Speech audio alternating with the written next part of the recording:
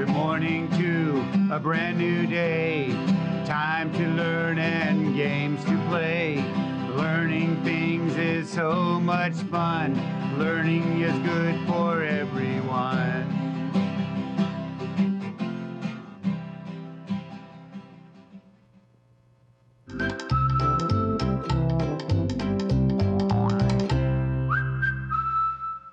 Hello, early learners. It's me, Mrs. Reed-Wright, and I'm back here to welcome you to the art room.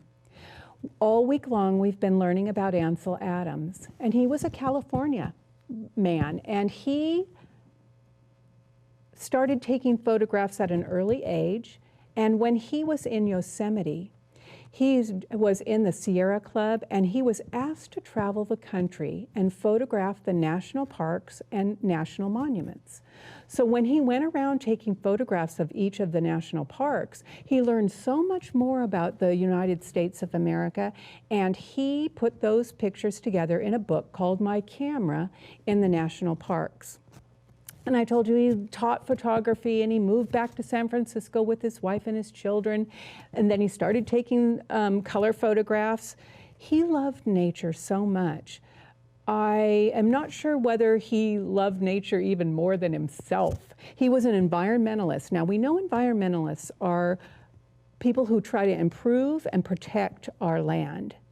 And I think I better start with a hello song. It's our last time this week. So it's the Echo song where I sing Hello World, and you sing it back to me. Turn it on with the red button, push the C. Hello world, my old friend, it's another day, glad to see you again, The sun is up, I'm ready to play, Hello world, so what do you say, What do you say, world? All right, boys and girls, we're winding up the week with Ansel Adams, and he took photographs of the beautiful trees in Yosemite called the dogwoods. And when I go to Yosemite, the dogwoods are usually there in the spring, and they don't really look like real flowers. They're so perfect, and they're on the tree. You think, wait, did someone glue paper flowers to that tree? So I thought, wouldn't it be fun to make a paper flower? So it is kind of a process that I hope that you know the difference between a knife that you would spread things or cut things at your dinner table. Don't get a knife yourself. Ask your family if they have one. And if they don't, just use the handle of a spoon. I brought my artichoke knife, and look, it's so soft. It's for spreading cheese or for spreading dip. And look, it has a little artichoke at the end, and that's what I'm going to use to score my paper. My paper is thicker paper, and I'm going to press on it. And when I press on it, it makes a little fold, and that fold makes the flower stand up. Let me show you. I made one so you can look at it and say, do I want to make that, or does that look too hard? Now, you'll see I needed a piece of cardboard to put my flower on, because as I glue it, the leaves try to separate from each other. It's really a big project. And maybe your family will make it together, because I had fun making it, but I wasn't sure whether it was kind of a hard thing to do. I also have some yellow tissue paper, and if you don't have that, you can just wad up some paper towel and color it with a colored pen or marker. So I have yellow tissue paper. I brought little squares of toilet paper to make the center of the flower. So I'm really using a lot of funny materials today, but most of it is used with the white paper. And I made it a certain size so that each petal would be about the same size. Shall we take a look at the print so that we can see what it looked like and what gave me my inspiration? It's hanging on this blue easel, so let me turn my body sideways and show you. Ansel Adams below, and here are the dogwood blossoms. The dogwood blossoms, let's count the leaves or the petals on this one. 1, 2, 3, 4, 5, 6. 1, 2, 3, 4, 5, 6. 1, 2, 3, 4, 5, 6. As we count, each one of those was 6 petals. So how many pieces of white paper do you think I will need? You are right, it's going to be 6. And let me show you my project that I finished. Now, normally I don't show children my art because then they think theirs has to look like mine. But I've been doing art for over 60 years. So art for me is not as hard as when I was little and it was hard to get my scissors to go a certain way. So this is what the dogwood looks like. Let's see if I did 6 petals. 1, 2, 3, 4, 5, 6. I did. And the center is the yellow ball of tissue in a little ball. I think I'll make the ball first. So let me get my tissue paper and the piece of toilet paper. So here's the little piece of toilet paper, and I'm going to make it into a ball.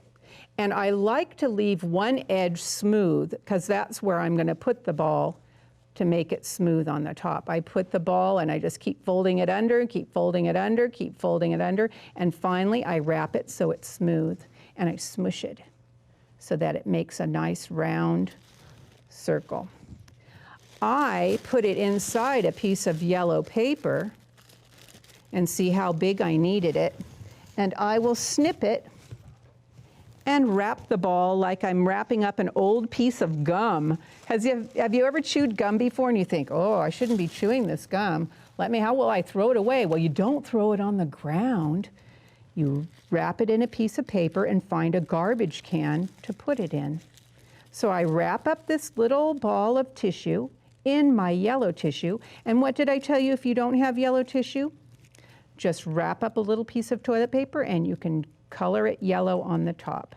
Now I have this little tail left over and it's too much paper, so I'm going to snip it off and snip it in a place like that. And my glue bottle, I like to put a little glue on it to keep the paper together while I'm making my flower. So I'm going to put a little dot of glue on there and I go around and make it smushy and push it on there because the center is just like a little button.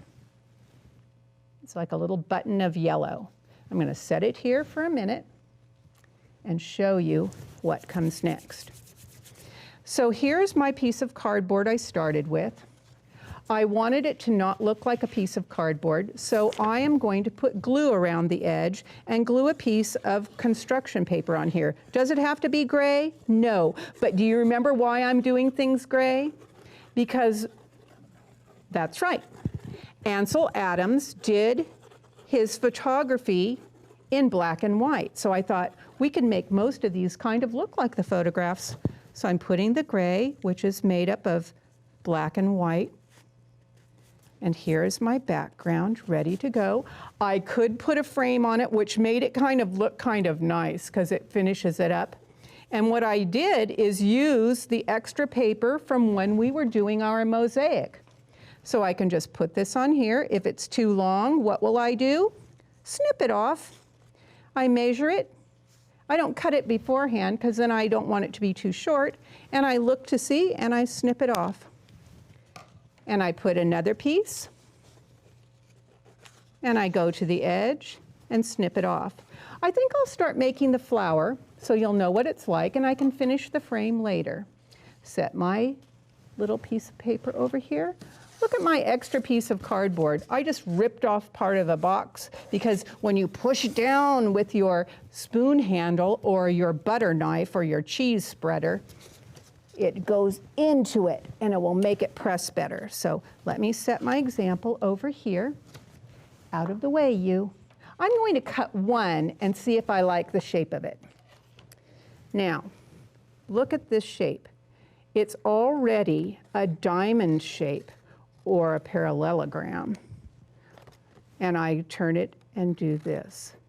I make it look kind of like a giant eyeball. There's one. I like the look of it, so I'm going to do, if you can get two and do it at the same time, you can trace it if you would like, but I'm just going to cut those edges off again by just cutting a curve and get to the other side. Just cut that corner off by cutting a curve and get to the other side. Now I have 1, 2, 3. How many do I need? I need 6. If we have 3 and we want 6, how many more do I need?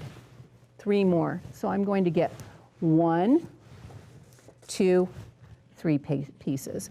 And do you remember how I make them curved? I point this to the top, point this to the bottom, and I cut off the edge. Boink! I turn it this way because I'm a right-handed cutter, and I cut this way. There we go. The edges are all off. Let me put my scraps to the side, and I'm going to show you how I score my petals. I'm going to put it here so you can see. I don't know if I can do this on my lap. I might have to do it on the table to make it really press. But look, I put it on the point, and I press down, and I head over to the edge. And see how it makes it kind of folded?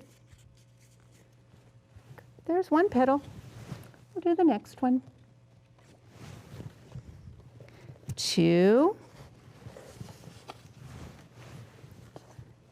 3,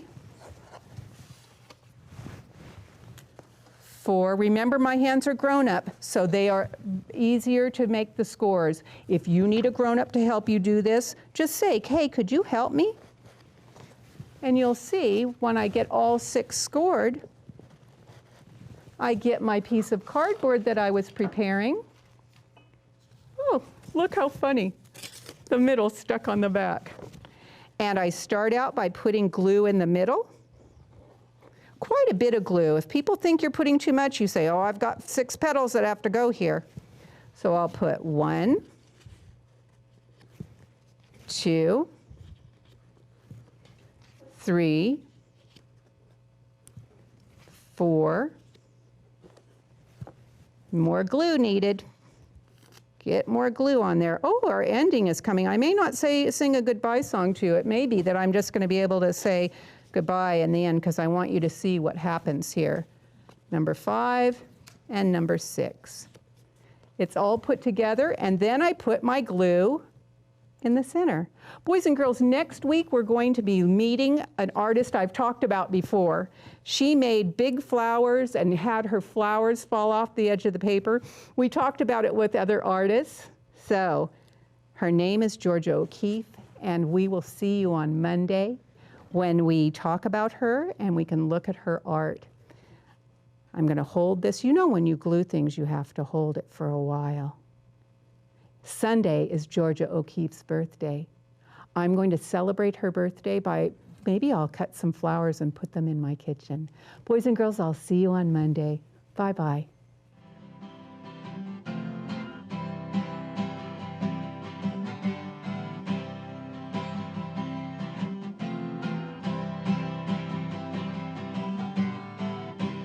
Good morning to a brand new day.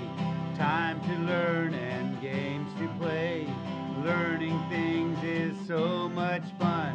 Learning is good for everyone.